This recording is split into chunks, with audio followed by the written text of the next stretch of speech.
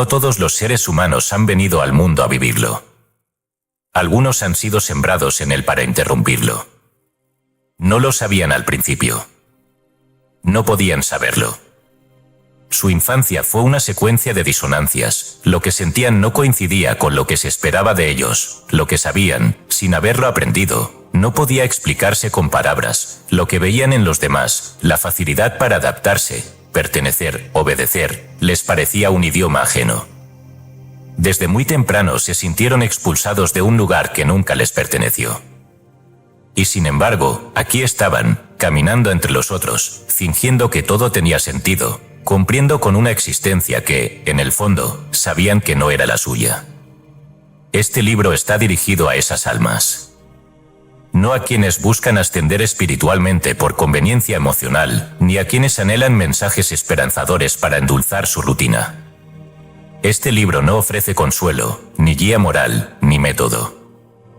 Lo que ofrece es una revelación progresiva, dolorosa a veces, luminosa a otras, de lo que significa ser llamado. No en el sentido místico que muchos se atribuyen, sino en el sentido estructural, haber nacido con una conciencia que no puede ser asimilada por el mundo sin perturbarlo. Porque el profeta no es el que elige hablar, sino el que no puede callar. El que, aun cuando desea desaparecer, sigue siendo irradiado por una voz que no le pertenece. El que, aunque intente vivir una vida común, se ve obligado a encarnar un mensaje que lo trasciende. A lo largo de estas páginas, se desatarán los nudos más complejos del camino profético, el exilio interior, la herida cerrada, la recepción de la voz, los signos invisibles, la bilocación, la visión del no tiempo, el silencio final. Cada capítulo ha sido escrito como si el lector ya supiera todo lo que está a punto de leer, pero hubiera olvidado dónde lo había escondido. No se trata de aprender. Se trata de recordar con profundidad. No con la memoria humana, sino con la resonancia de algo que ya fue pactado antes del nacimiento. Te llamarán profeta no es un título que uno se impone. Es un destino que uno reconoce. Si al leer este libro sientes que no estás descubriendo algo nuevo, sino volviendo a lo que siempre fuiste, entonces no hay duda, este libro te estaba esperando. Porque tú ya habías sido llamado. Te harán invisible, te llamarán profeta. Escrito y publicado por Escucha tu subconsciente. Todos los derechos reservados. Hemos notado que más del 80% que visitan nuestro canal no está suscrito. Puede apoyar este proyecto presionando el botón de suscribirse y dándole me gusta al vídeo. Gracias por inspirarnos en seguir creando más y mejor contenido para ti. ¿Estás listo para transformar tu vida? Capítulo 1. El origen del profeta, nacer exiliado del mundo. No todo ser que nace humano lo hace con pertenencia vibratoria a este plano. Algunos descienden con la sensación ineludible de no haber nacido del todo. Desde los primeros días sienten que su conciencia no está alineada con el mundo que los rodea, como si sus coordenadas internas fueran las de otro cielo. Esta disonancia no es patológica, no es social, ni siquiera psicológica. Es una fractura sagrada. Es una marca de exilio espiritual que se manifiesta no como superioridad ni victimismo, sino como una incapacidad radical para adaptarse a la mentira estructural de la existencia colectiva. Y ese exilio, tan antiguo como el alma que lo porta, suele ser el primer signo de una vida profética en potencia. La historia sagrada de este fenómeno comienza mucho antes del nacimiento físico. En el libro de Enoch, texto apócrifo y prohibido por la tradición eclesial, se relata la caída de unos seres llamados los vigilantes, ángeles que descendieron al plano material y se mezclaron con hijas de hombres.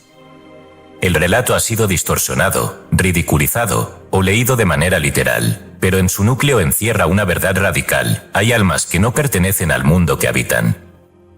Estos vigilantes, o más bien, sus descendientes simbólicos, encarnan hoy como individuos marcados por una nostalgia sin objeto, una añoranza que no se cura con pertenencia, éxito o afecto. No importa cuánto lo intenten, hay una capa de la realidad que siempre les parece falsa. Ese desgarramiento, lejos de ser un error, es la señal secreta de que han descendido para recordar lo que los demás han olvidado. El alma exiliada no lo sabe al principio. Solo percibe la incomodidad como desajuste. En la infancia, ese desajuste se presenta como un anhelo sin nombre, mirar al cielo sin razón, y orar por cosas que no han ocurrido, o sentir una intimidad inexplicable con presencias invisibles. Mientras otros niños desean integrarse, el errante espiritual observa. No se siente parte del juego, pero tampoco puede alejarse. Vive en la paradoja de pertenecer corporalmente a un sistema que su conciencia aún no acepta como legítimo. Y en esa tensión se gesta una forma de lucidez prematura que será, más adelante, su espada y su cruz. Muchos de estos seres buscan sin saber lo que buscan. Cambian de caminos, de creencias, de ideologías, porque lo que anhelan no tiene forma en este mundo. Cuando escuchan palabras como hogar o familia, sienten que esas palabras están incompletas, como si les faltara una dimensión. No porque sean incapaces de amar, sino porque su corazón ha sido diseñado para recordar un tipo de unidad que aquí no se ofrece. Por eso los vínculos humanos, aunque necesarios, nunca sacian del todo. Y por eso la soledad no los destruye, sino que se vuelve maestra. Esta condición ha sido descrita en muchas tradiciones. En la Bhagavad Gita, Krishna habla del Devayoni, el nacimiento en cuerpos humanos de almas provenientes de planos superiores, cuyo dharma es despertar a los otros. En la tradición cabalística, se menciona al Gilgul, la reencarnación del tzadik incompleto, que vuelve para reparar mundos. Incluso el Islam habla de los Aral, servidores ocultos de Dios, cuya existencia mantiene el equilibrio del mundo, aunque vivan ignorados por todos. Lo que todas estas tradiciones comparten es la noción de que hay seres que no están aquí para ser como los demás, sino para recordarles que hay otra realidad detrás de esta. Sin embargo, la conciencia de ser distinto no siempre es una bendición inmediata. Al contrario, suele ser una maldición al principio, porque el alma errante carece de marco para interpretarse. Se le ha entrenado a adaptarse, a imitar, a encajar. Se le ha dicho que lo normal es tener metas materiales, relaciones estables, pensamiento funcional. Y cuando no puede lograr eso sin sentirse en contradicción interna, cree que el problema está en ella. Así nace la patología espiritual del profeta, no saber aún que su dolor es la antesala de una revelación. No comprender todavía que la grieta en su alma es el lugar exacto por donde entrará la luz. Este nacimiento exiliado, si no es reconocido, puede derivar en vidas enteras de negación, represión o enfermedad. El alma que no recuerda su origen, se autodestruye buscando pertenecer. Pero cuando ese recuerdo comienza a emerger, a veces tras una pérdida, una visión, una ruptura radical, entonces todo el dolor vivido adquiere sentido. No fue en vano. No fue castigo. Fue preparación. Porque solo el que ha vivido como extranjero en su propia carne puede hablarle al mundo con la voz del que viene de más allá de él. Aquel que fue exiliado sin saberlo, al recordar su origen, se vuelve habitado. Y esa inhabitación no es un éxtasis, ni una posesión. Es una lucidez tan clara, tan imposible de negar, que no permite ya seguir viviendo como antes. A partir de ese punto, el alma no desea ya pertenecer, sino servir. No busca comprender a los demás, sino traer al mundo la verdad que habita más allá de él. Ahí comienza a gestarse el profeta. No cuando aprende a hablar, sino cuando deja de poder callar. El mundo no suele distinguir al verdadero profeta del loco, del desajustado, del marginal. Y no debe hacerlo. Porque el profeta no necesita ser reconocido. Solo necesita ser obediente al fuego que lo ha encendido. Pero para llegar a eso, primero debe aceptar que su incapacidad de encajar no fue una falla, fue un llamado. Todo lo que ha vivido, el rechazo, la soledad, la mirada distinta, la angustia por lo invisible, no fue accidental. Fue entrenamiento encubierto. Y en el momento exacto, ese entrenamiento se convertirá en destino. No por elección, sino por imposición espiritual. Porque hay almas que no encajan porque fueron diseñadas para romper lo que encaja demasiado con la mentira. Este primer capítulo no pretende explicar todo. Solo señalar que si tú, lector, has sentido este exilio como herida constante, no estás roto. Estás marcado. Y esa marca, si la abrazas con responsabilidad, no te hará superior ni especial, pero te hará necesario. Como una llama que no fue creada para quemar, sino para señalar que aún hay algo sagrado por decir. ¿Estás dispuesto a aceptar que tu incomodidad existencial no fue un error de nacimiento, sino una evidencia de encargo divino? Capítulo 2. La herida sagrada, cuando el dolor se vuelve voz. Ningún profeta verdadero ha sido constituido desde la comodidad. Ninguna voz nacida del espíritu ha brotado sin que antes el alma fuera quebrada desde adentro. El dolor no es circunstancia accidental en la vida del profeta, es su umbral. Es el crisol oculto en el que se disuelve toda pretensión, toda seguridad, toda identidad. Porque la voz profética, aquella que revela lo no dicho, que desgarra las vestiduras del mundo, solo puede nacer en quien ha sido despojado incluso de su derecho a hablar. Hablar desde la herida, no desde la ideología. Hablar desde lo que ha ardido tanto por dentro, que solo puede ser pronunciado como visión. Las escrituras lo anticipan sin suavidad. En el libro de Jeremías, el profeta se queja a Dios por haber sido seducido y obligado a hablar en su nombre, aun cuando ello le ha traído soledad y afrenta. Me sedujiste, oh Señor, y fui seducido, he sido escarnio cada día. Jer 20, 7. Pero acto seguido declara, había en mi corazón como un fuego ardiente metido en mis huesos, y no lo pude resistir. Esa es la marca del dolor sagrado, aquello que quiebra, también inflama, y lo que destruye la voluntad personal, enciende la voz de lo eterno. Este patrón se repite en todas las corrientes espirituales auténticas. En el sufismo, la herida es vista como un canal de tránsito divino. Rumi dice, la herida es el lugar por donde entra la luz en ti. Pero esta frase, tan repetida hoy de forma superficial, esconde una arquitectura metafísica profunda. Para el sufí, el dolor no es solo un maestro, es un sello de elección. Aquellos que son golpeados por la realidad con una fuerza excesiva, lo son porque han sido elegidos para que esa realidad los atraviese hasta el fondo. En ellos no hay espacio para la negación, porque todo lo han perdido. Y en ese vacío, la verdad encuentra casa. En la tradición vedántica, el dolor se comprende como baba roga, la enfermedad de la existencia. Esta afección no es física, sino existencial, el simple hecho de existir como ego, como entidad separada, ya constituye una dolencia. El alma que ha despertado comienza a experimentar la vida no como un devenir glorioso, sino como un laberinto de falsas promesas. Lo que antes daba placer ahora asfixia. Lo que antes parecía meta, ahora es prisión. Esta sensación aguda de incomodidad radical, esa punzada constante de saber que algo está profundamente mal en la estructura misma del ser personal, es el inicio del desgarro que habilita el nacimiento de la palabra profética.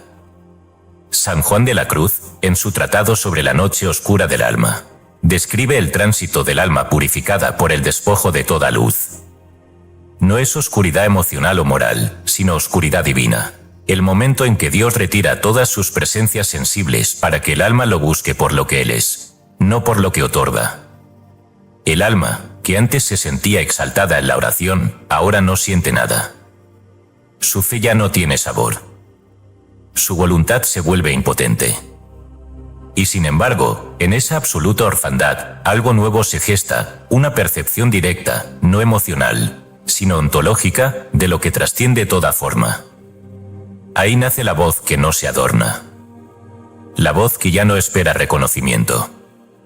La voz que se volvió reflejo de lo que no se puede nombrar, pero exige ser dicho. No es coincidencia que los grandes profetas hayan sido marcados por pérdidas irreparables. Isaías fue desnudado por mandato divino. Ezequiel perdió a su esposa y no se le permitió llorar. Mahoma fue aislado en la cueva de Hira hasta que su cuerpo tembló por días. Jacobo M., antes de escribir una sola línea, pasó por años de silenciosa oscuridad, reparando zapatos mientras lo inexpresable fermentaba en su interior. Todos pasaron por ese momento donde el mundo se volvió no solo hostil, sino irrelevante. Donde la necesidad de encajar murió definitivamente, y en su lugar se levantó una conciencia que ya no buscaba ser entendida, sino obedecer una voz que no era la suya. Este tipo de dolor no se puede imitar. No se puede forzar.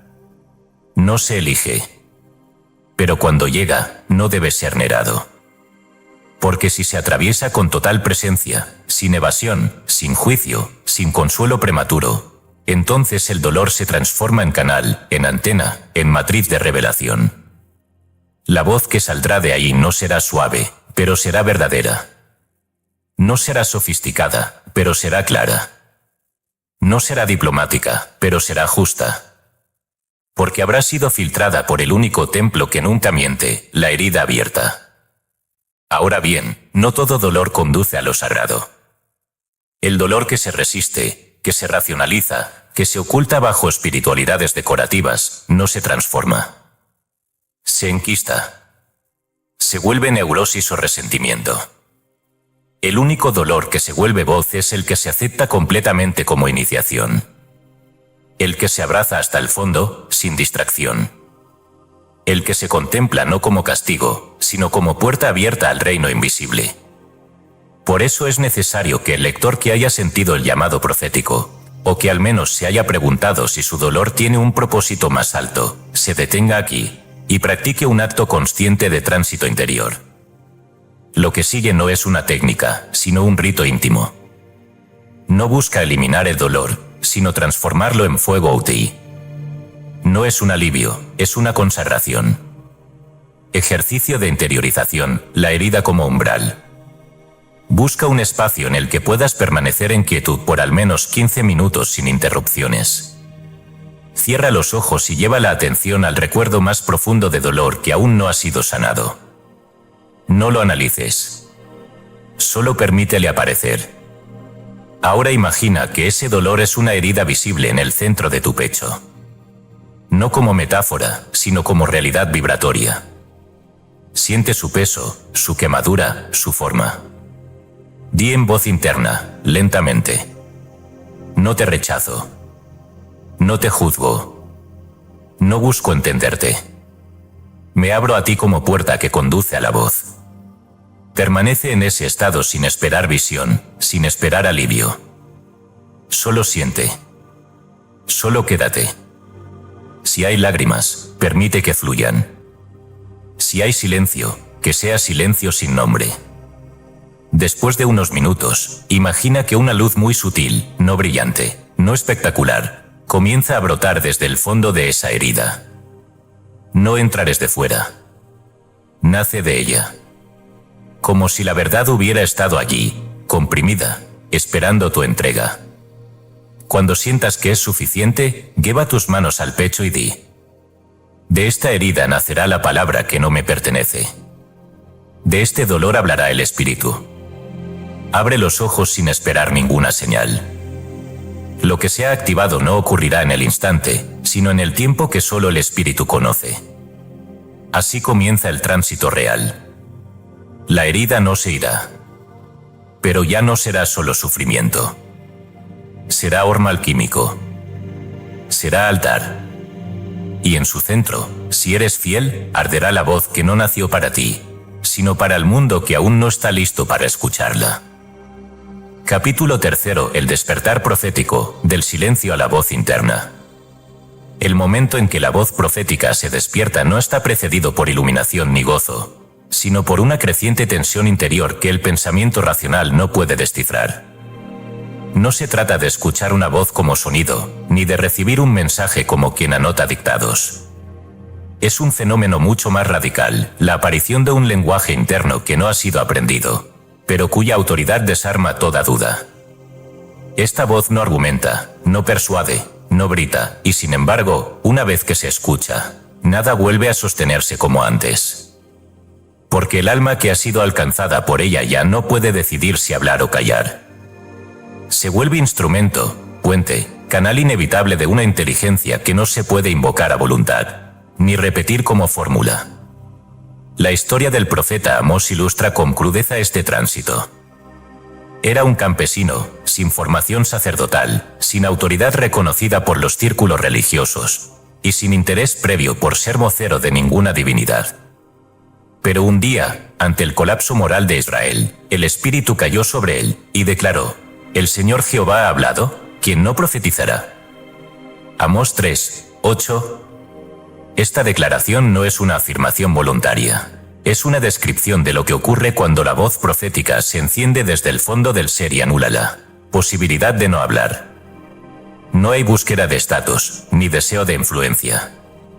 Solo la evidencia interna de que algo ha sido dicho en lo profundo, y debe ser pronunciado, aunque cueste la vida. No existe etapa intermedia entre el silencio real y la palabra profética. Lo que sí existe es un proceso de preparación vibratoria, donde el alma comienza a registrar lo que podríamos llamar un eco sutil. En esta etapa, la conciencia aún duda si lo que percibe es imaginación, intuición o invención. Pero el eco insiste. Llega en los momentos menos esperados. Aparece como una certeza instantánea que contradice lo esperado, como una frase que emerge entera, sin construcción racional, o como una comprensión completa que no ha pasado por el pensamiento discursivo. Esas primeras señales no tienen tono ni género. No provienen del yo. No se adaptan al deseo del ego. De hecho, muchas veces llegan para contradecirlo. La mayoría de las personas ignoran estos ecos o los traducen en discursos personales. El profeta, en cambio, no puede sostener esa traducción por mucho tiempo. La voz no le pertenece. Es demasiado extraña, demasiado rotunda, demasiado ajena al patrón psicológico conocido. Entonces se abre el segundo estadio, la compulsión interior de obedecerla, aunque eso implique ir contra todo lo aprendido, perder relaciones, desafiar estructuras o destruir la propia imagen. Esta compulsión no nace del fanatismo. Es una obediencia sin placer, una certeza que se impone como ley. No porque haya amenaza externa, sino porque ignorarla produciría una traición ontológica que el alma no puede tolerar. Jacob Boehme, místico alemán del siglo XVII, vivió este tránsito con una violencia interna que lo dejó en silencio durante años. Fue después de una visión súbita que comprendió el origen divino de la materia, la dualidad luz-tinieblas y la estructura espiritual del universo. Pero no escribió inmediatamente. Se recluyó. Dejó que la visión lo consumiera por dentro hasta volverse palabra legítima. Solo entonces, bajo un impulso irresistible, escribió su obra Aurora, sin formación teológica, sin permiso eclesiástico, sin más autoridad que la voz que lo habitaba. Y esa voz, que no le pedía creer, sino decir, se volvió su único norte. Al-Hayyad, místico sufí, también fue tragado por esta autoridad interna. Durante años había vivido como poeta devocional, adorador puro, asceta disciplinado. Pero tras una experiencia de fusión con lo divino, comenzó a pronunciar frases que ningún teólogo podía aceptar. Su célebre Ana Alat, yo soy la verdad, no fue una blasfemia ególatra, sino el testimonio de que la identidad personal había sido disuelta y reemplazada por la presencia que habla, desde adentro. Murió ejecutado por afirmar lo que no podía dejar de decir. Y en sus últimos momentos, cuando el verdugo lo acusó de herejía, Hayyad respondió, lo que digo no es mío. Y si tú pudieras no matarme, también sabrías que lo que haces no es tuyo. Solo quien ha sido arrebatado por esa voz puede entender el tipo de desapropiación absoluta que ella exige. No se debe confundir esta voz con automatismos psíquicos o mecanismos canalizadores. El verdadero despertar profético no imita estilos, no repite fórmulas, no busca armonía externa. Tiene una lógica propia, no caótica, sino vertical. Una lógica que responde a otra ley, una que trasciende los códigos humanos. Y por eso, cuando se activa, no puede usarse para ganar debates, ni para legitimar agendas personales. La voz no puede ser forzada. No responde a invocaciones interesadas. Se manifiesta cuando el alma ha sido vaciada completamente, y solo entonces. El peligro radica en intentar fabricarla. En simularla. En repetir palabras que suenan proféticas sin haber vivido el silencio que las precede. Porque la voz auténtica arrastra consigo una energía que ningún imitador puede sostener sin quebrarse. habla con tal peso que incluso el que la emite tiembla. No por miedo, sino por conciencia de que está siendo utilizado por algo que lo excede por completo.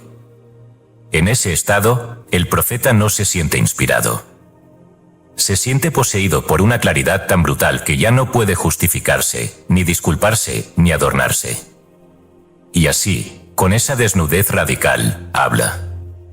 Este despertar puede ocurrir una sola vez en la vida, o puede instalarse como un estado permanente. Pero jamás ocurre por voluntad humana. Tampoco responde a pureza moral ni a méritos religiosos. La voz no elige al más bueno, ni al más sabio, ni al más preparado. Elige al que está dispuesto a dejar de ser sí mismo para que algo mayor lo atraviese. Y una vez que lo ha hecho, la pregunta no es por qué hablar, sino cómo vivir después de haber hablado. No hay métodos para forzar esta voz. Lo único que puede hacerse es permanecer en el silencio adecuado. No el silencio cómodo, sino el que espera sin exigir, el que arde sin apurar, el que deja morir todas las versiones posibles del yo hasta que solo queda el espacio para la irrupción de lo eterno. Cuando la voz llega, se reconoce por un solo rasgo, no necesita ser explicada. Porque no viene para convencer. Viene para ser dicha. Y quien ha sido tocado por ella, nunca vuelve a decir nada que valga la pena sin antes pasar por ese mismo fuego. Estás dispuesto a callar tanto tiempo como sea necesario, hasta que el silencio se vuelva presencia, y la presencia se vuelva verbo. Capítulo 4. Las señales del espíritu, marcas invisibles del elegido. Existen momentos en que la realidad ordinaria sufre una interrupción leve pero imposible de ignorar. No se trata de milagros ni visiones espectaculares, sino de alteraciones sutiles en el ritmo invisible de los acontecimientos, como si una mano no humana desplazara discretamente las piezas del tablero para señalar que el juego ha cambiado. Para el hombre común, estas anomalías pasan desapercibidas o se reducen a coincidencias. Pero para quien ha sido marcado por la vocación profética, esas señales se convierten en el lenguaje secreto del espíritu que precede todo verdadero destino. El problema no es su ausencia, sino la ceguera generalizada ante su aparición.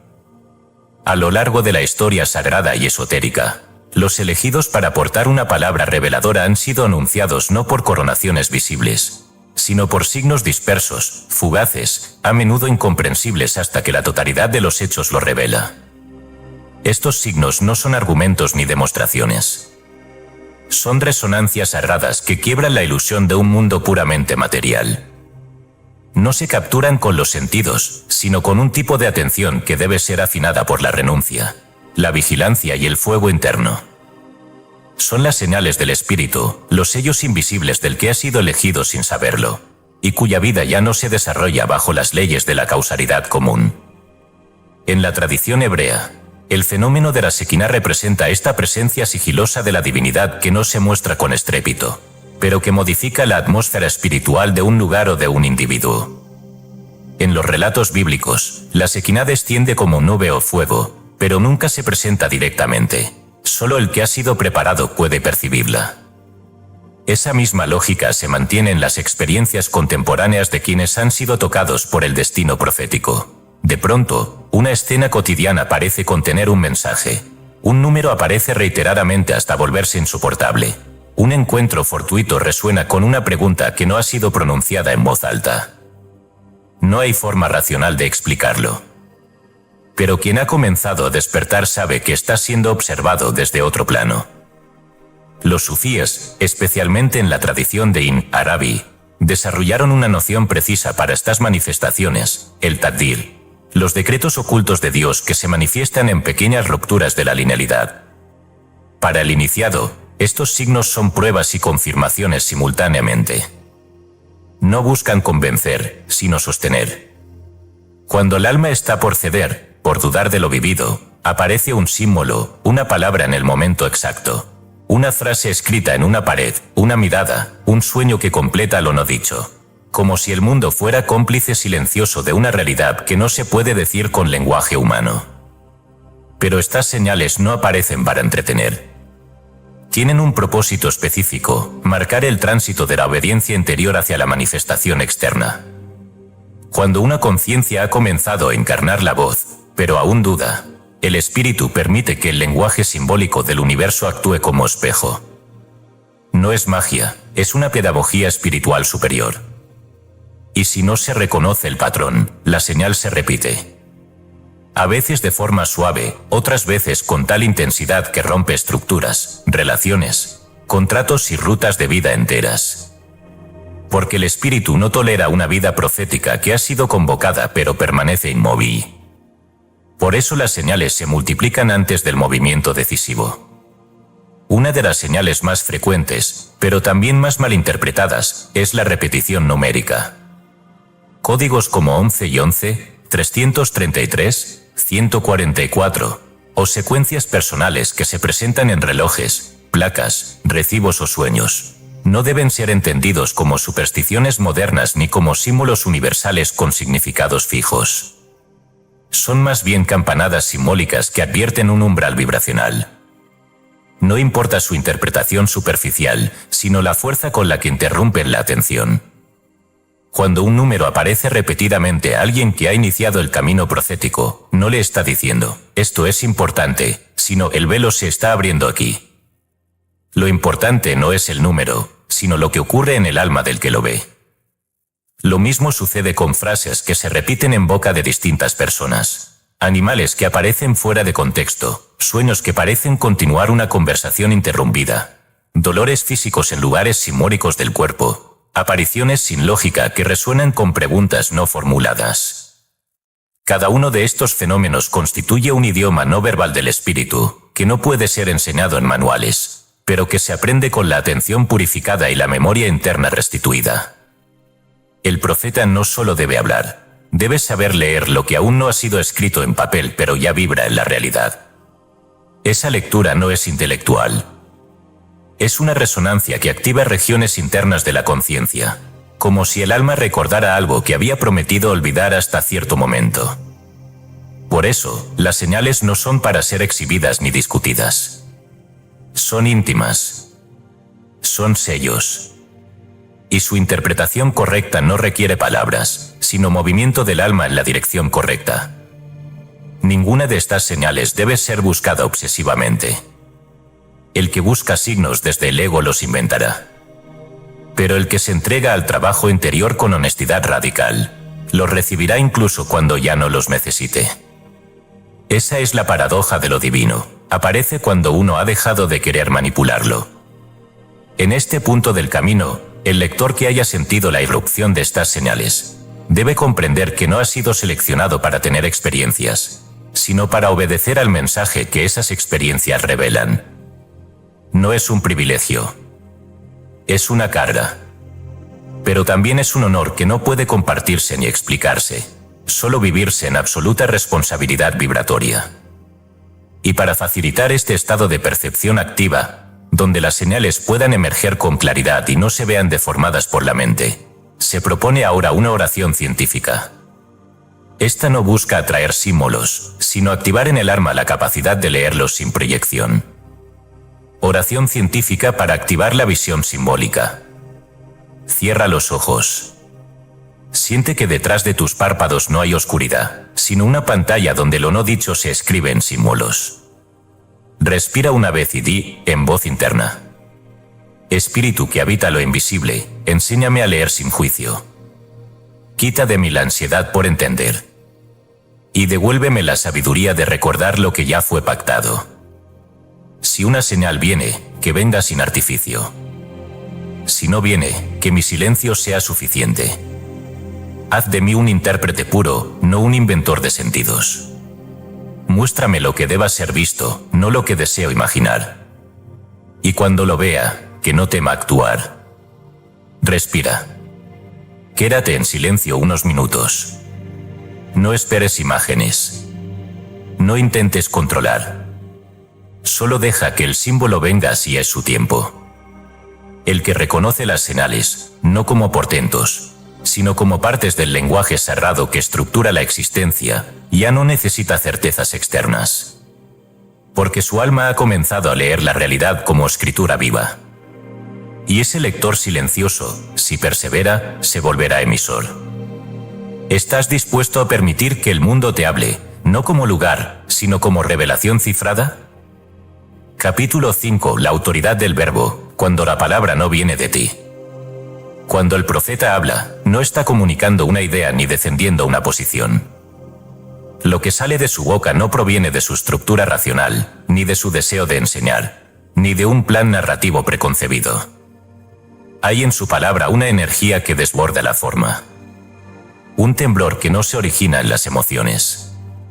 Una coherencia que no responde a los esquemas del pensamiento lógico, pero que se impone con una fuerza superior a toda argumentación. Lo que habla no es él, aunque él lo diga. La voz, en ese instante, ha descendido a través de su carne, ha usado su memoria, su timbre, su lenguaje, pero no pertenece a su yo individual. El verbo profético, cuando es real, es el eco del logos original, una vibración primordial que rehace el mundo mientras lo nombra. Esa palabra no se pronuncia por decisión voluntaria, ni se puede repetir cuando se desea. No obedece a la voluntad del que la emite, sino que lo atraviesa como si viniera desde una zona anterior a su existencia.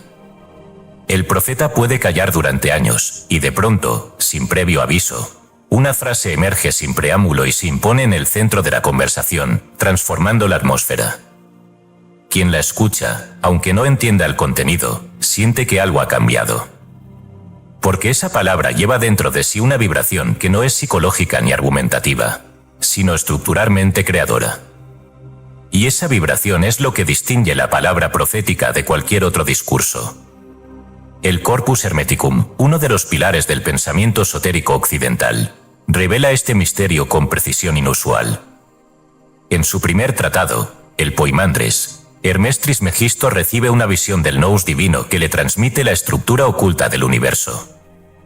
Lo revelador no es solo el contenido de la visión, sino la forma en que Hermes la recibe. Me fue dicho lo que debía oír, no como si lo aprendiera, sino como si ya lo supiera desde antes de haber nacido.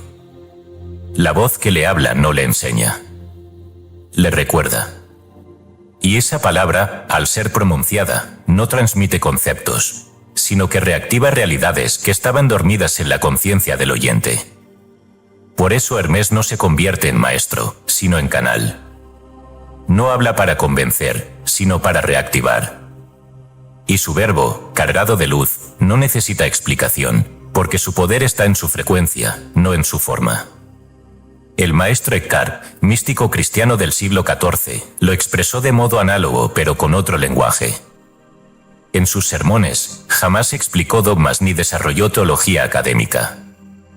Hablaba desde un punto de contacto interior con el Verbo eterno, y lo que salía de él, a veces ininteligible, a veces escandaloso, cargaba una potencia que desestructuraba las formas religiosas de sus oyentes. En una de sus frases más radicales afirma: mientras el alma busca a Dios con alguna intención, no lo encuentra. Pero cuando el alma habla desde Dios, ya no habla desde sí, ni sabe lo que dice. Esto no es un abandono de la inteligencia, sino su sublimación.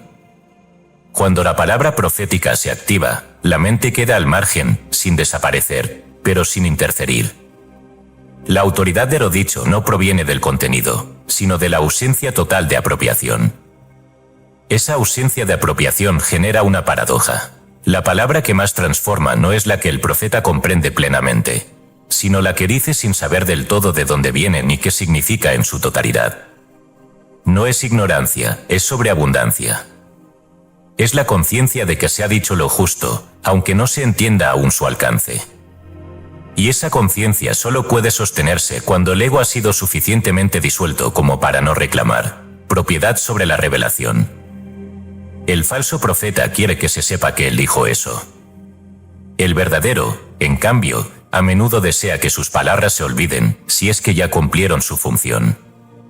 Un fenómeno asociado a este tipo de verbo cerrado es la glosolalia. Mal interpretado por religiones modernas como simple manifestación emocional o lengua del espíritu, sin contenido, su raíz real es mucho más profunda. La glosolalia auténtica no consiste en pronunciar sílabas sin sentido, sino en la emisión de vibraciones sonoras que resuenan con estructuras arquetípicas del alma humana, más allá de los lenguajes aprendidos. En momentos de verdadera posesión espiritual, Algunos profetas comienzan a hablar en lo que parece ser un idioma desconocido, no aprendido, pero cuya energía conmueve, abre, limpia o activa algo en quienes lo escuchan. No se trata de una capacidad paranormal, sino de una frecuencia vocal activada cuando el logos atraviesa sin obstrucción la garganta del instrumento. Estas palabras no deben ser interpretadas literalmente, ni tomadas como fórmulas para repetir.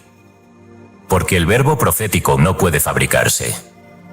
Y quien intente hacerlo sin haber sido vaciado, terminará hablando desde el yo, con la forma del espíritu pero sin su peso. La palabra verdadera solo se manifiesta cuando el que habla ya no desea convencer, ni mostrar, ni salvar, sino simplemente obedecer. Y esa obediencia no se negocia.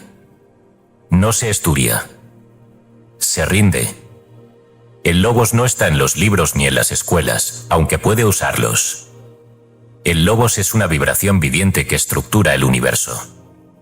Cuando esa vibración encuentra un cuerpo suficientemente limpio, lo utiliza para reordenar lo que está caído. Y cada palabra que sale de ahí tiene la capacidad de corregir, no por lógica, sino por sintonía. Por eso los profetas verdaderos pueden decir lo mismo que otro, pero provocar efectos radicalmente distintos. Porque no se trata de qué se dice, sino desde dónde se dice. Lo que importa no es la forma, sino la frecuencia de procedencia. Un ser humano que habla desde sí, incluso con buenas intenciones, emite energía limitada. Un ser que ha sido vaciado y habla desde el logos, emite frecuencias que transforman. Esa es la única autoridad que cuenta.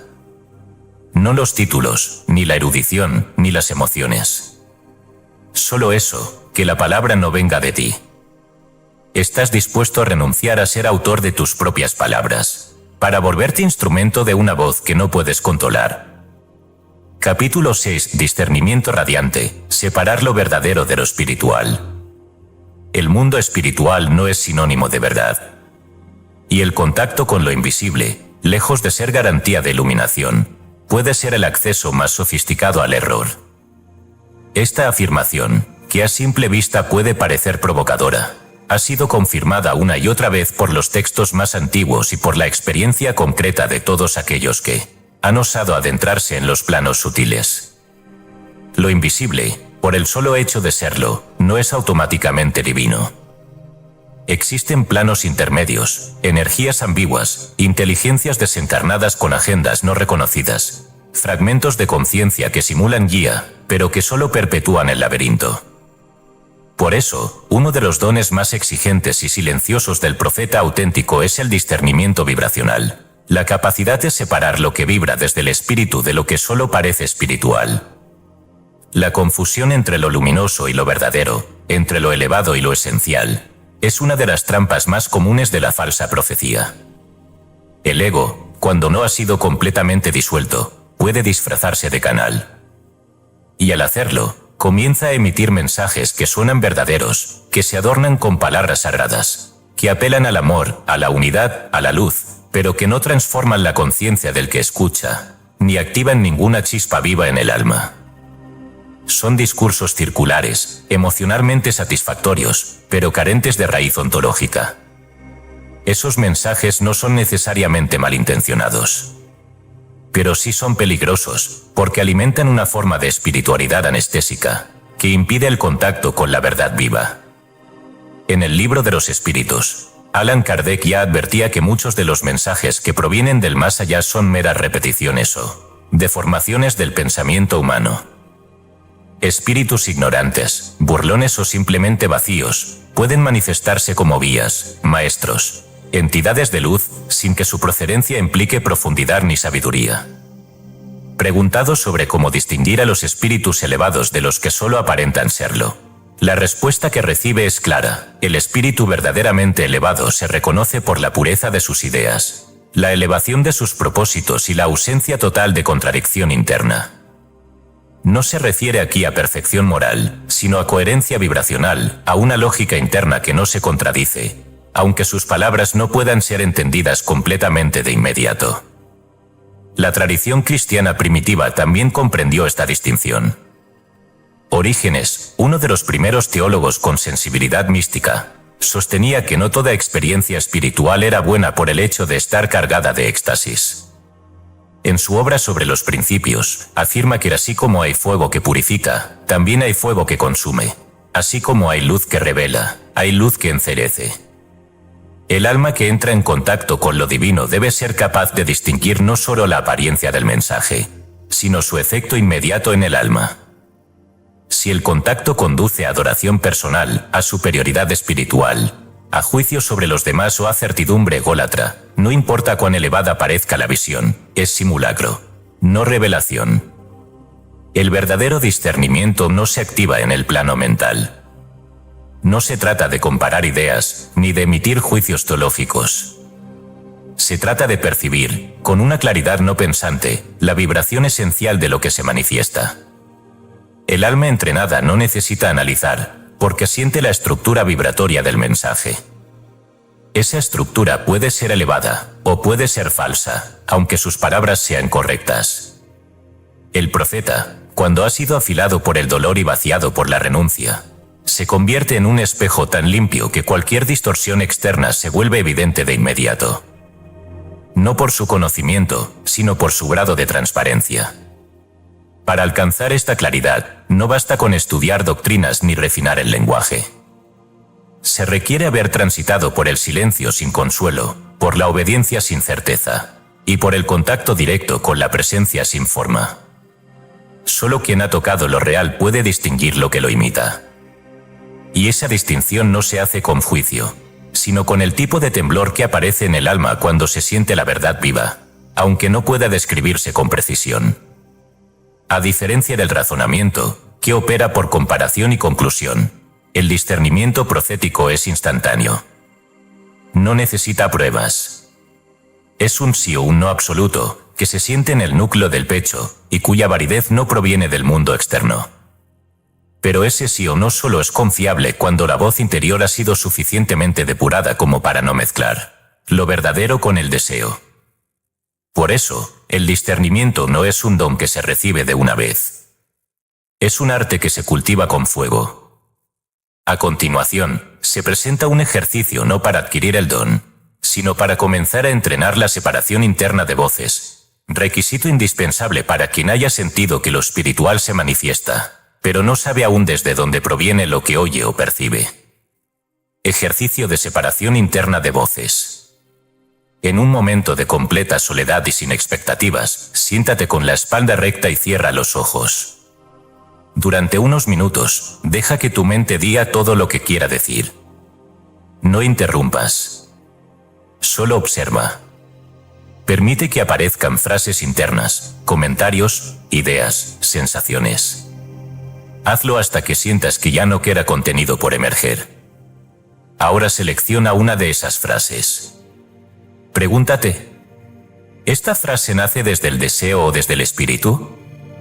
¿Desde el juicio o desde la compasión? ¿Desde el miedo o desde el vacío certí? No respondas con argumentos. Solo observa el efecto físico y energético de esa frase en tu cuerpo. Si al repetirla sientes contracción, presión, duda o agitación, descártala. Si al repetirla sientes amplitud, temblor sereno, claridad sin palabras, entonces permanece en ella sin desarrollarla. Vuelve a escuchar la frase, pero esta vez imagina que no viene de ti. Solo entonces sabrás si está viva. Haz este ejercicio durante varios días, sin buscar resultados. El propósito no es elegir frases bonitas, sino aprender a percibir desde dónde viene lo que internamente oyes o pronuncias. El que no ha aprendido a distinguir el falso espíritu, será usado por él aunque sus intenciones sean puras. Pero el que ha afilado su discernimiento hasta sentir la vibración de lo verdadero incluso cuando aún no tiene forma, se convierte en espejo del logos, instrumento inviolable del fuego que no se puede imitar. ¿Estás dispuesto a ser tan radicalmente honesto como para escuchar dentro de ti lo que aún no quieres oír, y callar lo que aún te alara decir? Capítulo 7. Profeta del abismo, cuando el mensaje cae como espada. El mensaje del verdadero profeta no viene a suavizar la conciencia colectiva, sino a dinamitarla. No tiene la forma de una enseñanza agradable ni la cadencia de un discurso integrador. es una irrupción, una fractura, una herida que no cicatriza hasta que algo esencial haya sido transformado o eliminado. Donde habla el profeta, el mundo tiembla. No porque imponga su voluntad, sino porque su palabra, cuando es real, nace de una zona del ser que no negocia con las ficciones del ego. Y por eso, lo que el profeta dice no puede ser recibido sin que algo en el receptor muera. La imagen, el dogma, la comodidad, la narrativa con la que el yo se sostiene, todo eso se descompone al contacto con la palabra que desciende del abismo. Jeremías no es recordado por sus consuelos, sino por sus lamentos. Fue arrojado a una cisterna, golpeado, amenazado por los reyes, exiliado por su propio pueblo. ¿El motivo? Su negativa a decir lo que los poderosos querían oír. Profetizó no para satisfacer al colectivo, sino para señalarle su destino inminente si no corregía el rumbo. Y cada vez que intentó callar, el fuego interior que lo habitaba lo forzaba a hablar. No me acordaré más de él, ni hablaré más en su nombre, pero fue en mi corazón como fuego ardiente, metido en mis huesos, y traté de sufrirlo, y no pude. Ger 20:9.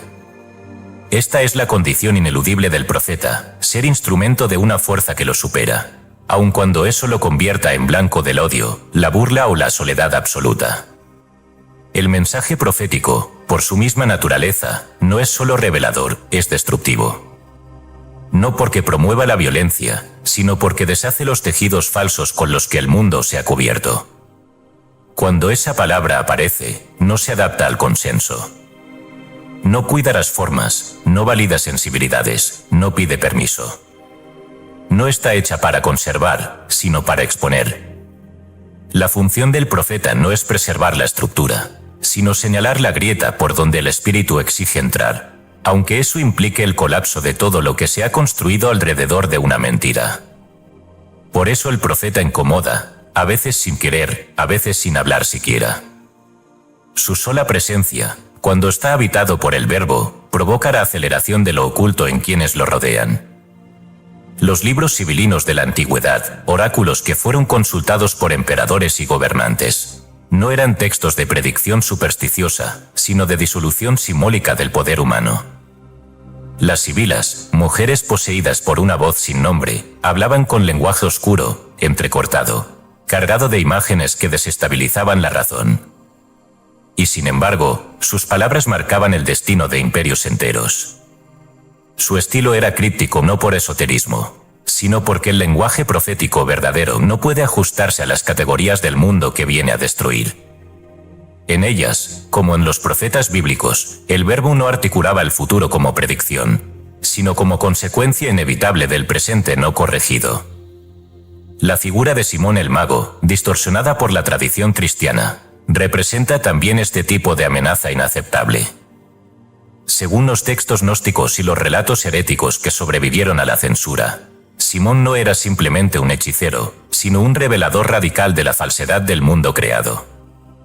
Proclamaba que los ángeles habían construido este sistema como prisión, que el alma humana estaba encadenada a ciclos de mentira, y que el Cristo no había venido a fundar una religión, sino a recordar la caída de la luz. Su lenguaje, incomprensible para las jerarquías religiosas, fue sistemáticamente perseguido porque no podía ser absorbido ni institucionalizado. El mensaje del abismo no puede ser convertido en dogma. Solo puede ser oído o rechazado. Lo que distingue al profeta del predicador es que el primero no elige el contenido de su mensaje. No habla desde un lugar seguro. No modula su discurso para hacerlo aceptable. No se preocupa por las consecuencias políticas ni por la conservación de vínculos. Y por eso es peligroso. Porque al no tener nada que proteger, pone en evidencia todo lo que los demás han erigido para ocultarse a sí mismos. El sistema del ego, tanto individual como colectivo, no puede tolerar esa transparencia. Por eso reacciona con violencia. Por eso el rechazo no es una anomalía en la vida del profeta, sino una confirmación. Cuando el mensaje cae como espada, separa. No por agresividad, sino por claridad. La espada no es enemiga del amor. Es su forma más pura cuando el amor se convierte en fidelidad a lo real. El profeta, cuando habla, no quiere herir, pero hiere, porque lo que dice rompe la fantasía. Y como el mundo vive de fantasías, toda verdad pronunciada desde el abismo se vuelve intolerable. No se le perdona al profeta que diga lo que no debía ser dicho.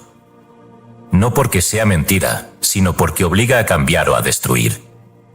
Y el cambio, cuando no es solicitado por la mente superficial, duele más que la mentira sostenida. El profeta no busca aprobación. No vive para ser creído. No acumula discípulos ni construye plataformas. Vive al borde de la desaparición social. Pero cuando habla, algo en el mundo se ordena desde otro plano.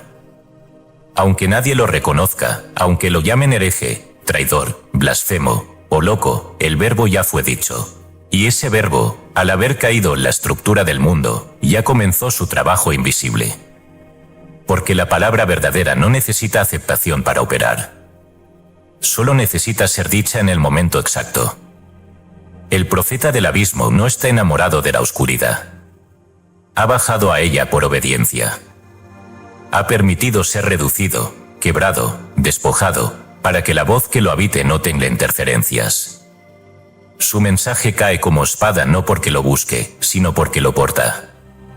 Y quien lo escuche, si está listo, será dividido. Pero si es fiel a la herida que esa espada provoque, también será despertado. Estás dispuesto a ser la voz que no será aplaudida, pero que puede despertar lo que nadie se atreve a tocar. Capítulo 8. La visión del no tiempo, precognición y revelación simultánea. El profeta no predice, recuerda. No anticipa el futuro como posibilidad, sino que percibe una estructura ya cumplida en otro plano de existencia, y cuya manifestación en la línea temporal solo es cuestión de densificación progresiva.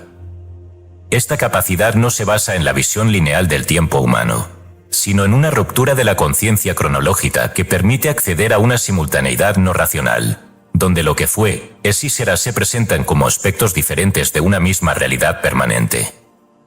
El tiempo profético no avanza, se desvela. Y aquel que ha sido habitado por la conciencia del no tiempo no vive entre pasado y futuro, sino en un estado continuo de revelación que lo precede y lo trasciende.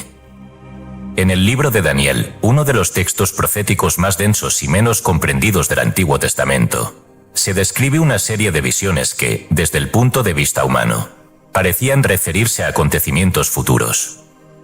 Sin embargo, cuando el ángel se dirige a Daniel para explicarle lo que ha visto, le dice: porque aún está la visión para el tiempo determinado, pero tú, Daniel, cierra las palabras y sella el libro hasta el tiempo del fin. Daniel 12, 4.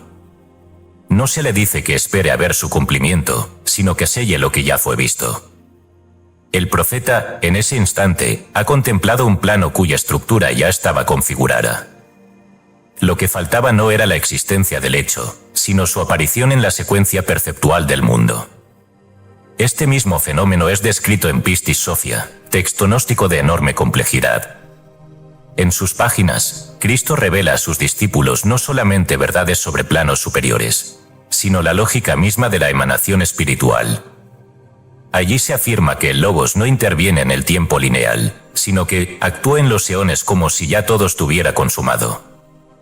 La gnosis no concibe el tiempo como una flecha, sino como una espiral multidimensional, en la que ciertos hechos ya existen en forma arquetípica y son vistos por la conciencia que ha sido extraída del flujo temporal. El profeta, cuando accede a esta visión, no lo hace por mérito ni por poder. Es arrancado del tiempo, descolocado de su eje, desgarrado de su narrativa personal.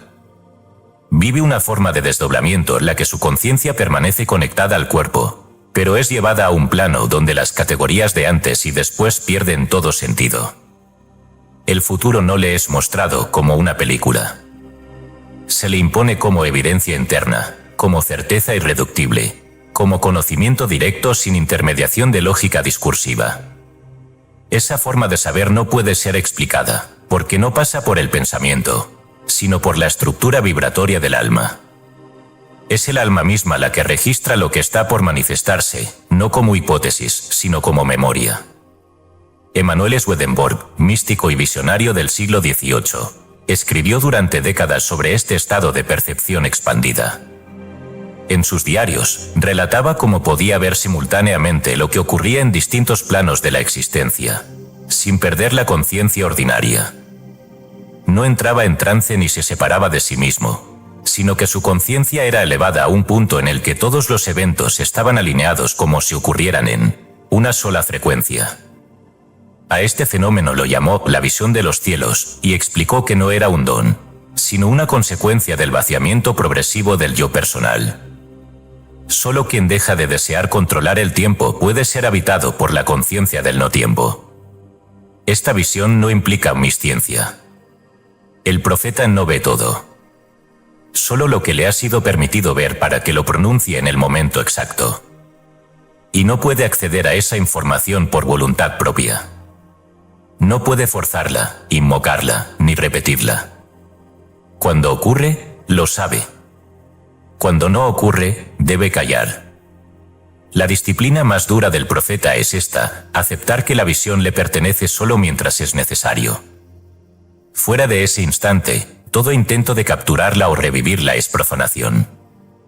El acceso vertical al tiempo no es una habilidad psíquica. Es un efecto natural de una conciencia que ha sido arrancada del flujo horizontal de la historia. No se manifiesta como espectáculo. No produce respuestas claras. Lo que el profeta ve, muchas veces no lo comprende del todo. Pero sabe que debe decirlo, escribirlo, entregarlo. Y lo hace aun cuando no haya interpretación inmediata, porque comprende que el contenido de la revelación responde a una lógica superior que no necesita validación humana para ser real. El lenguaje de la simultaneidad no puede ser traducido sin pérdida. Por eso el profeta habla con símbolos, con imágenes, con palabras que parecen imprecisas, pero que vibran con una potencia que transforma. El que espera predicciones exactas, fechas o nombres, no ha entendido nada del misterio del verbo profético. Porque la visión del no tiempo no baja para satisfacer curiosidades, sino para sembrar un conocimiento que se activará en el alma cuando llegue su hora. Quien ha sido tocado por esta conciencia ya no habita el tiempo como los demás. Vive con la impresión constante de que lo que está por ocurrir ya fue vivido en otro plano, y esa impresión no desaparece aunque el mundo lo niegue. De hecho, muchas veces el profeta sabe que algo vendrá, pero no sabe cuándo ni cómo. Solo sabe que es. Y esa certeza no puede ser explicada sin debilitarla. Para permitir que este tipo de percepción comience a configurarse en quien lo desee, no como visión mística, sino como apertura a la lógica vertical de lo eterno, se propone a continuación un decreto vibracional. Este no busca provocar visiones, sino alinear la conciencia al punto de contacto entre lo que es y lo que aún no ha emergido. Decreto vibracional para activar el tiempo espiritual. En un estado de silencio total, sin distracción ni intención, repite internamente esta fórmula como si ya supieras lo que significa, aunque tu mente no lo comprenda. Que la memoria de lo eterno me penetre sin temor. Que la estructura del tiempo me atraviese sin romperme. Que yo recuerde lo que aún no ha sido dicho. Que yo vea no lo que vendrá, sino lo que ya fue en lo alto. Y que cuando se manifieste, yo esté presente para decir: esto ya lo sabía, aunque nunca lo vi. No busques efecto inmediato. El decreto no es llamado. Es permiso interior para ver. Si eres fiel a la renuncia del control, la visión aparecerá cuando lo alto decida que estás listo para sostenerla sin contaminarla. La conciencia del no tiempo no es privilegio de unos pocos. Pero solo puede ser sostenida por quienes han muerto la necesidad de saber. Porque solo cuando ya no se quiere controlar el mañana, se está listo para recordar lo que ya ha sido dicho desde la eternidad. Estás dispuesto a ver sin entender, a recordar sin prueba, y a hablar sin saber si te creerán. Capítulo 9. Profetas en la historia secreta. El curso oficial de la historia religiosa ha sido escrito por los sobrevivientes del dogma, no por los portadores del fuego. Las voces que transformaron el tejido espiritual del mundo rara vez fueron canonizadas. Muchas fueron silenciadas, algunas borradas sin dejar rastro, y otras malinterpretadas deliberadamente para despojarlas de su filo. Si hay algo que la historia confirma una y otra vez, es que la verdad revelada no ha sido premiada, sino perseguida. El profeta que no encaja con el orden litúrgico, que habla desde lo no autorizado, que revela sin intermediarios lo que solo debía ser sugerido por ritos o textos oficiales, se convierte rápidamente en hereje. Y sin embargo, son esas voces ocultas, esas presencias subterráneas, las que sostienen silenciosamente la arquitectura vibratoria de lo eterno en la historia humana. Uno de los casos más radicales es el de Maní, profeta persa del siglo III, fundador del maniqueísmo, una corriente que fue considerada herética por el cristianismo, el zoroastrismo y el islam naciente. Su crimen fue reunir lo que las religiones habían separado. Enseñó que la luz caída debía liberarse de la materia, no mediante rituales exteriores, sino a través del conocimiento directo de su origen divino. Maní se proclamó el sello de una cadena profética que incluía a Buda, Zoroastro y Jesús, no como figuras incompatibles, sino como manifestaciones sucesivas del mismo Logos. Su evangelio, perdido en gran parte, fue considerado tan peligroso que sus seguidores fueron perseguidos durante más de 1000 años. Lo que el mundo llamó dualismo, en su mensaje, era reconocimiento radical de que la luz habita en cautiverio y que el alma debe recordar su caída para iniciar el retorno. Otro de estos testigos ignorados fue Marción de Sinope, teólogo del siglo II que sostuvo una intuición inadmisible para su tiempo, que el Dios del Antiguo Testamento no podía ser el mismo que el del mensaje de Cristo. Para Marción, el Dios del amor no podía ser el legislador violento. Por eso propuso una purificación de las Escrituras, y elaboró un canon alternativo basado solo en las enseñanzas de Pablo y el Evangelio de Lucas. Su visión no era destructiva, sino clarificadora, no para negar el Antiguo Testamento, sino para reconocer en él una potencia inferior que debía ser superada. Fue excomulgado, sus escritos destruidos, sus discípulos perseguidos. Y sin embargo, su pregunta sigue viva: ¿de qué Dios estamos hablando cuando hablamos de Dios? El profeta, cuando está habitado, no teme separar lo que el sistema ha unido artificialmente. No todos los profetas ignorados fueron hombres. La historia secreta está atravesada por mujeres que, sin estructura doctrinal ni acceso a los altares, hablaron desde un punto del alma que ningún patriarcado pudo silenciar del todo. Una de ellas fue Marguerite Porete, mística beguina del siglo XIII, autora del Espejo de las almas simples aniquiladas. En este texto, condenado y quemado públicamente, Porete describe el estado del alma que ha llegado a tal unión con Dios que ya no actúa, ya no elige, ya no se distingue de la voluntad divina. Su lenguaje era exacto, su lógica impecable, su intensidad intolerable para los inquisidores. Se le ofreció retractarse. Rechazó. Fue quemada en la plaza de Greve en 1310. Su mensaje no era de rebeldía, sino de libertad radical desde la extinción del yo. No podía ser aceptado, porque el poder no tolera almas que ya no necesitan mediación. En la tradición sufí, encontramos otro ejemplo de profeta secreto, Mahmud Sabestari, poeta persa del siglo XIV, autor de El Jardín de los Misterios, Gulsani RZ. En sus versos, ocultos bajo metáforas, propone una visión unitaria del universo, en la cual Dios no es un ser separado, sino la única realidad que contempla su propio rostro a través del mundo. El lenguaje poético fue su protección, pero también su velo. Porque el mensaje que transmitía no era literario, sino estructural. El ser humano debía morir a su identidad para permitir que lo uno se reconociera a sí mismo. La teología no podía absorber esa visión sin colapsar. Por eso sus versos fueron tolerados como poesía, pero nunca reconocidos como revelación. Como tantos otros, fue escuchado sin ser comprendido. Lo que une a estos profetas de la historia secreta no es su doctrina, sino su obediencia absoluta a una voz que no les pidió permiso ni ofreció garantías. Fueron reducidos, humillados, traicionados. Y sin embargo, no abandonaron su mensaje. Porque no lo vivían como una idea a defender, sino como una estructura que los poseía. No les importó el rechazo, porque sabían que su función no era convencer, sino sembrar. Lo que dijeron fue distorsionado, pero su vibración quedó grabada en el tejido sutil de la conciencia humana. Y esa vibración no desaparece, solo espera ser reactivada en los que puedan oírla siglos después. El error de la historia institucional ha sido confundir el reconocimiento con la verdad. Pero en el plano del espíritu, la verdad no necesita validación humana. Su aparición es siempre marginal, su voz siempre incómoda, su figura siempre ambigua. El verdadero profeta no busca lugar en el altar, porque ya habita el fuego. Y ese fuego, cuando se manifiesta, no busca erigir templos, sino reducir a cenizas lo que ya no vibra con lo eterno. El lector que haya sentido en su interior una voz que lo empuja fuera de las estructuras, que ha tenido intuiciones que no caben en los marcos doctrinales, que ha visto fragmentos de una verdad que no puede decir sin ser incomprendido, debe saber que no está solo. Pertenece a una línea invisible de testigos cuya existencia no depende del reconocimiento público. Y ese linaje no se hereda por sangre ni por iniciación externa. Se activa cuando uno pronuncia la palabra que lo puede destruir, pero que debe ser dicha. Estás dispuesto a ser parte de una historia que no será contada, pero que sostiene en silencio la arquitectura de lo divino.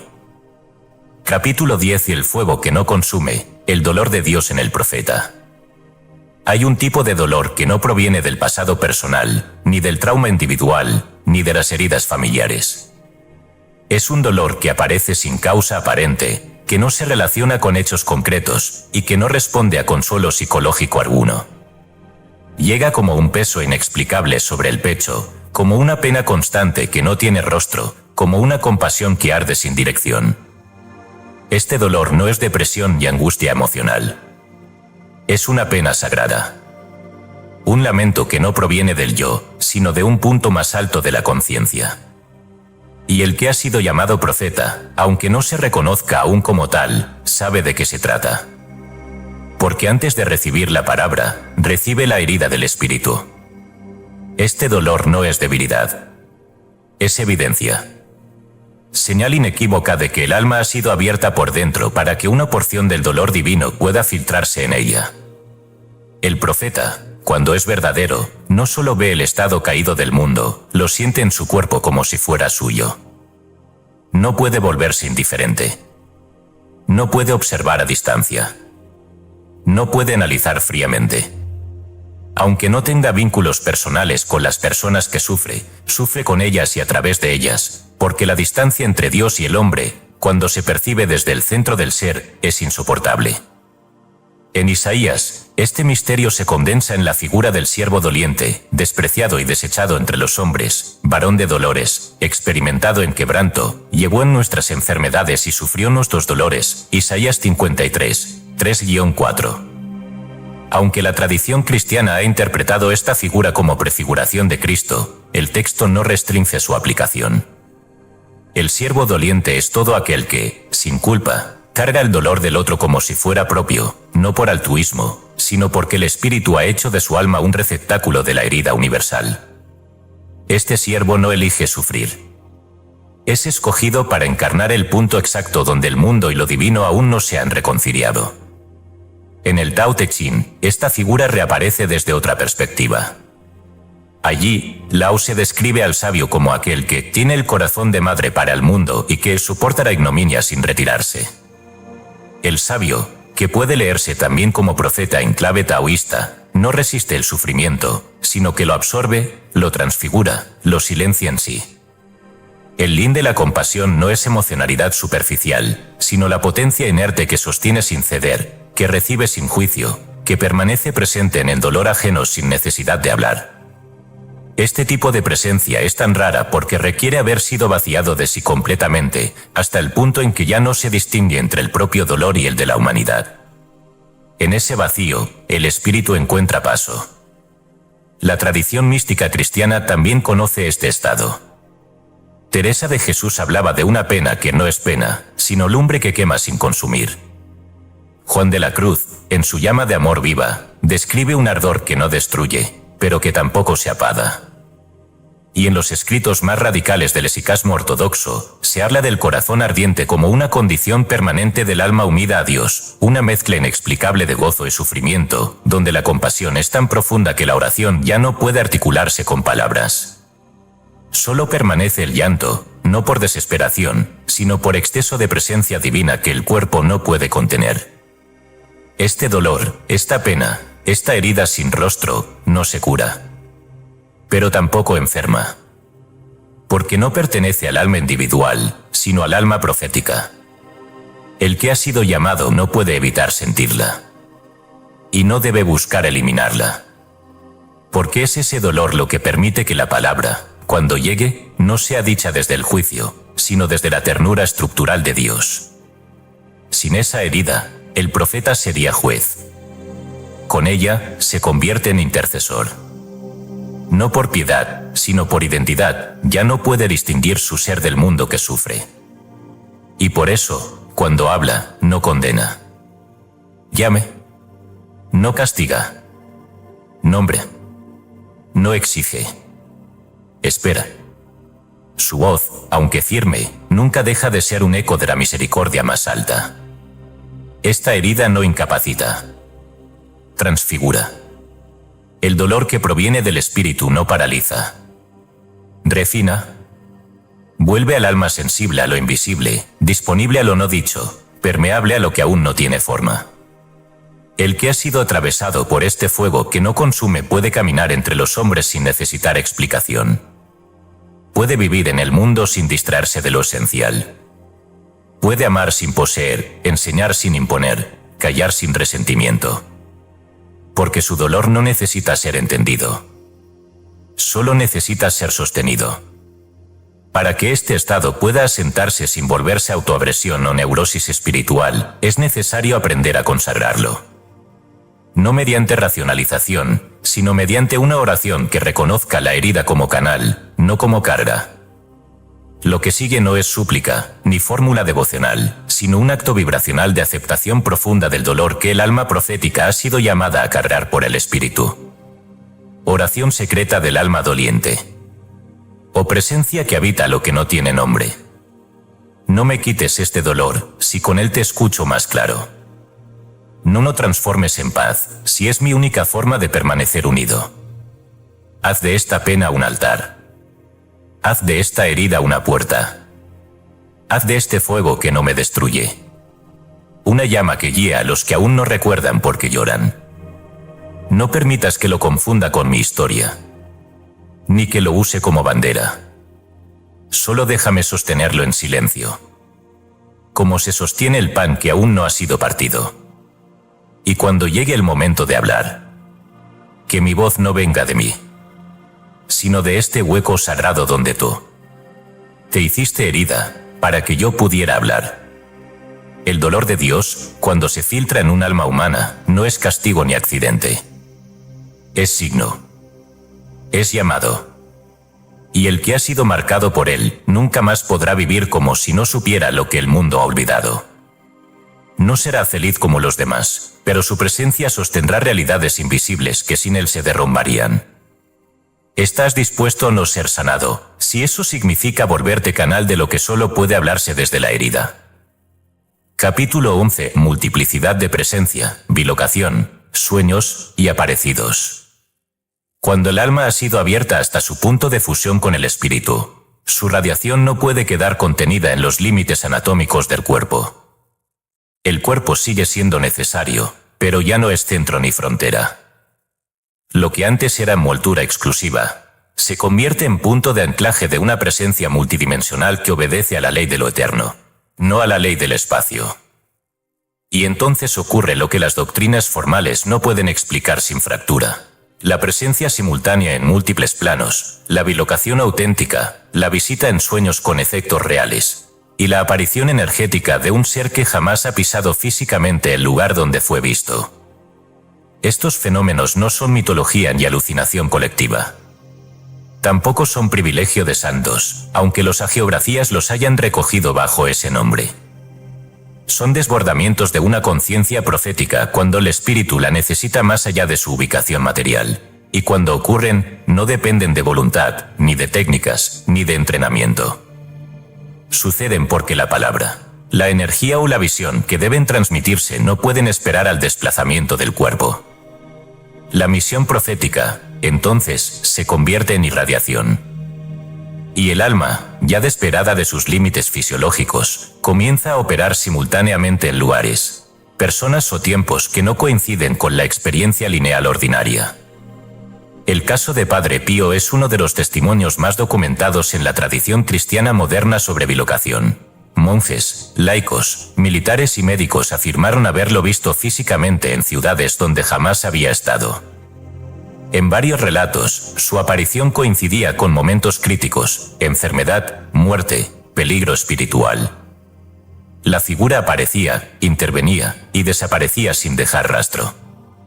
Cuando se le interrogaba, Pío no se atribuía nada. A veces callaba, otras veces decía: yo soy solo un pobre fraile que reza.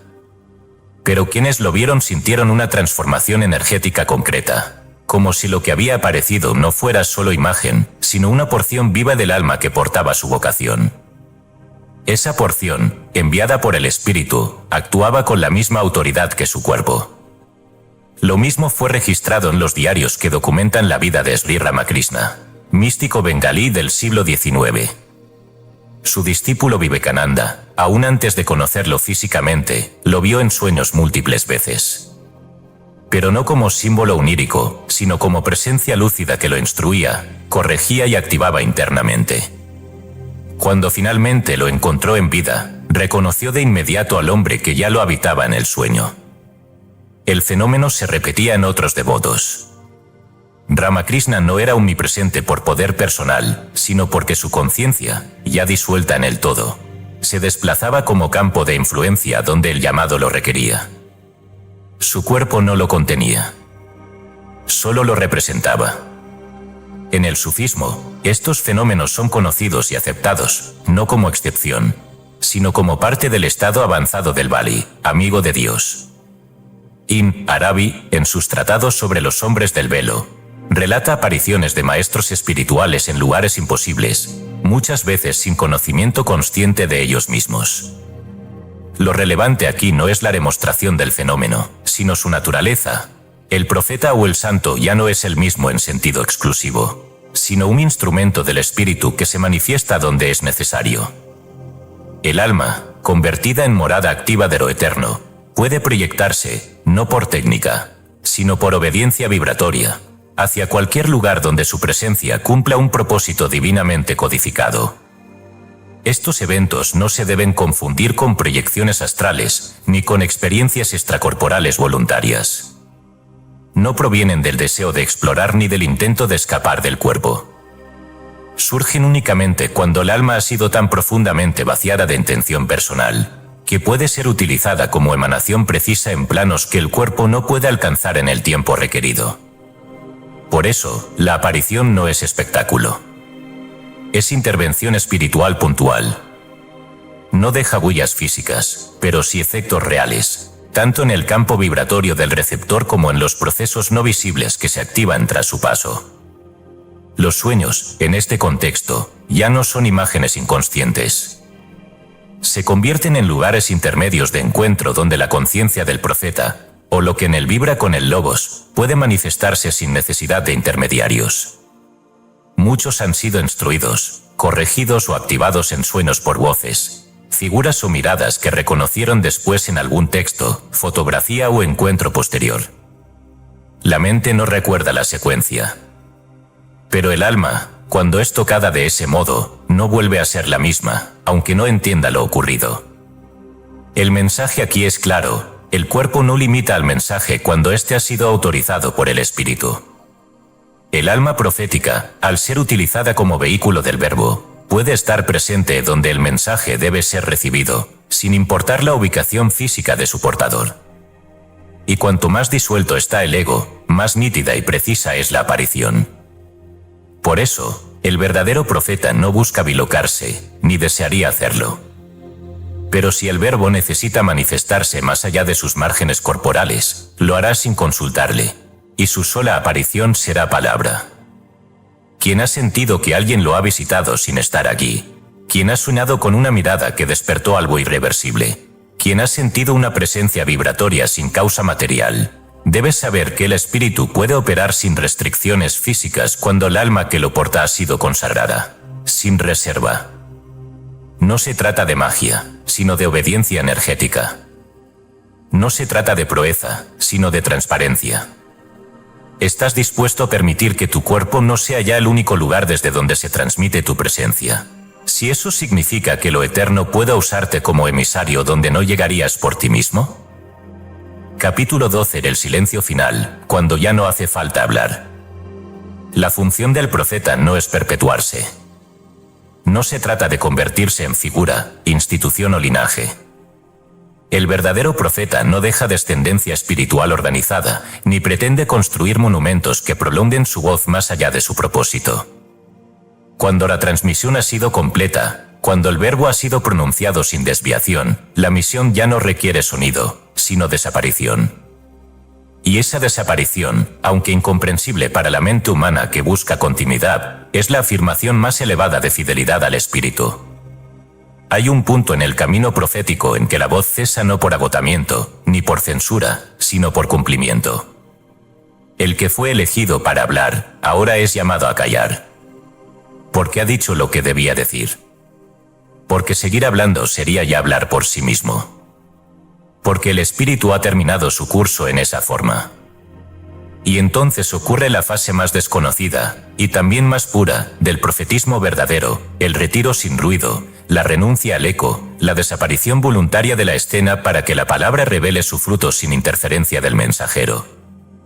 Este fenómeno se observa con claridad en la vida de Mahoma, quien en los últimos años de su existencia se retiró a una interioridad profunda, disminuyendo notablemente las revelaciones públicas.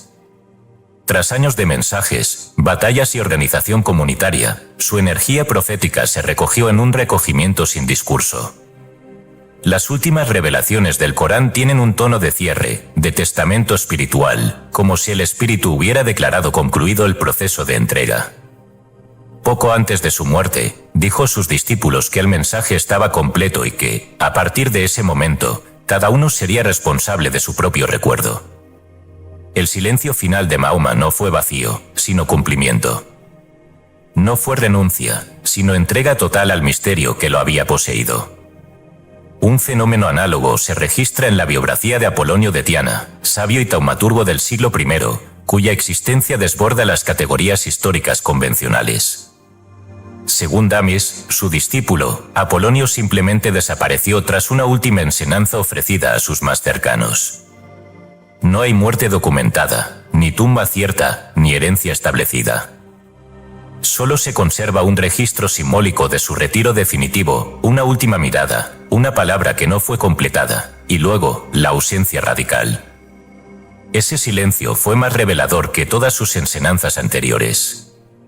Como si el abandono de su figura física fuera la última enseñanza, que el que ha encarnado el verbo no debe retenerlo en su imagen.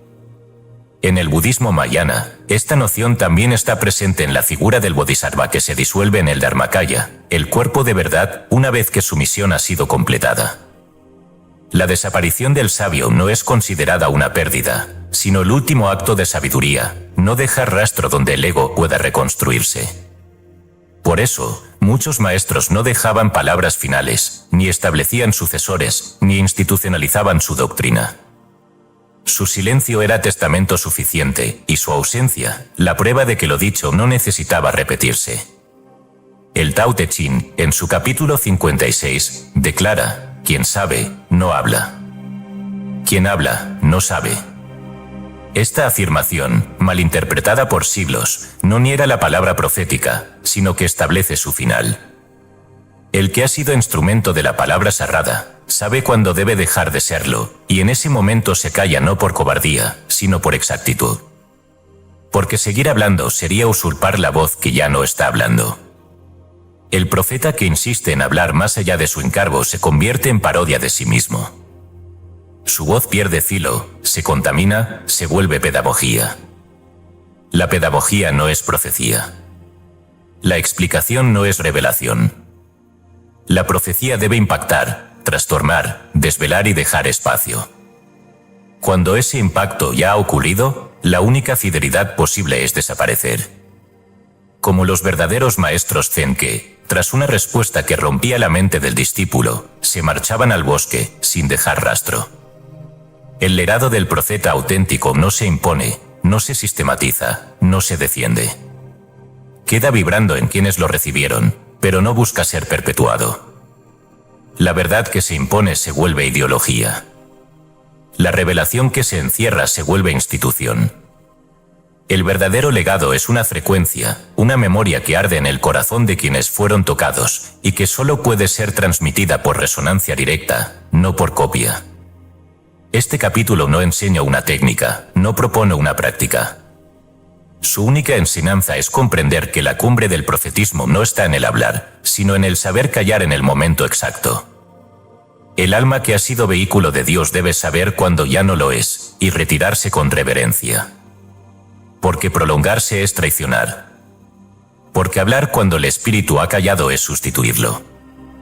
Y tú, que lees estas palabras, ¿aceptarías llegar al punto donde ya no puedas decir nada más sin contaminar lo que ya fue dicho? ¿Te atreverías a desaparecer si eso hace más pura la enseñanza? ¿O buscarías permanecer, aunque la voz ya no fuera tuya? Capítulo 13. Y te llamarán profeta, el destino irrevocable.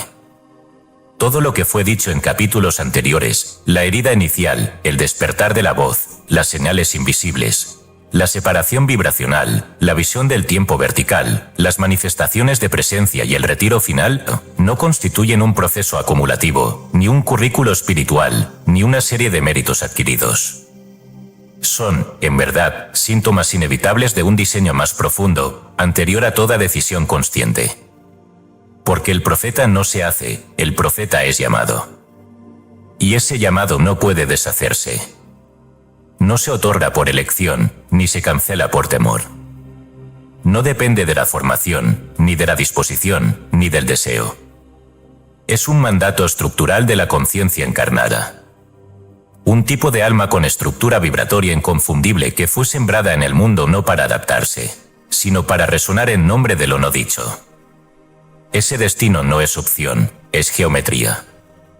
A lo largo de la historia, estas almas fueron primero desconocidas, luego perseguidas, finalmente invocadas. Pero siempre malentendidas. Nunca fueron lo que el mundo esperaba. El profeta no confirma expectativas, no organiza comunidades, no ofrece garantías. Irrumpe, perturba. Corta la continuidad de los relatos humanos para insertar la voz de otra dimensión. Y esa interrupción, por más incómoda que sea, es el acto más compasivo que el espíritu puede realizar a través de un hombre o una mujer. Porque es el único acto que señala una realidad superior sin imponerla, sin negociar con ella, sin abaratarla. Ser llamado profeta no implica hablar con palabras extrañas, ni vestir con túnicas, ni anunciar catástrofes. Implica que toda tu existencia es una constante violación de la inercia espiritual del entorno. Cada presencia tuya, cada gesto, cada silencio, lleva consigo una demanda implícita de despertar. Y por eso muchos huyen de ti. Porque no has venido a entretener ni a confortar. Has venido a quebrar la niebla de lo aparente. Y para eso, no basta el deseo de ayudar. Hace falta haber muerto ya al reconocimiento, a la pertenencia, al aplauso. Este capítulo no se dirige a quien busca poderes espirituales, revelaciones personales o consuelo emocional. Se dirige a aquel que, aun sin entender por qué, ha sentido siempre que no podía ser otra cosa que testigo de lo eterno. No porque lo eligió, sino porque su alma fue construida en función de esa tarea. Porque no puede mentirse, ni permanecer cómodo, ni renunciar a esa frecuencia que lo atraviesa incluso cuando intenta escapar de ella. El título de este libro, Te llamarán profeta, no es una afirmación. Es una consecuencia. No porque tú lo proclames, sino porque no podrán definirte de otro modo. Aunque no lo digan en voz alta. Aunque lo nieguen. Aunque lo persigan. El que ha sido llamado ya no puede ser confundido con otra cosa. Y ese llamado no se traduce en rol, en cargo, en misión. Se traduce en una transformación irreversible del modo de existir. El profeta no hace, el profeta es. Y porque es, todo a su alrededor comienza a verse distinto. No por su inteligencia, sino por la vibración que irradia. No por su poder, sino por el nivel de silencio desde el cual observa. No por su sabiduría, sino por el espacio interior que se ha vuelto habitado por lo innombrable. En ese espacio, la palabra profética no es una herramienta, sino un resultado. Una consecuencia espontánea de haber abierto la conciencia a una presencia más real que el propio yo. El lector que ha llegado hasta aquí no está obligado a aceptar este destino. Pero tampoco podrá deshacerse del conocimiento que ya ha recibido. Porque lo leído ha sido más que texto. Ha sido eco de lo que ya se sabía antes de nacer, resonancia de lo que se prometió en planos no recordados. Y si esa resonancia ha tocado una fibra que no puede volver a dormirse, entonces solo queda un paso: cruzar el umbral de la aceptación.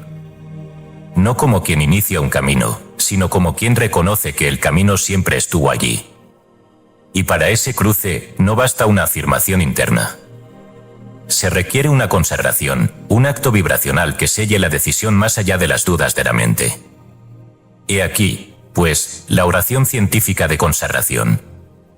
Declaro, sin pedir pruebas ni esperar reconocimiento, que he sido llamado desde antes de toda historia para aportar en mí el eco del espíritu.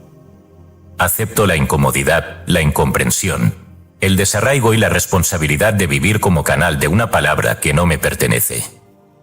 No me elevo ni me humillo, simplemente me reconozco como vaso del fuego. Y aunque el mundo no me escuche, aunque nadie me nombre, yo ya he sido llamado.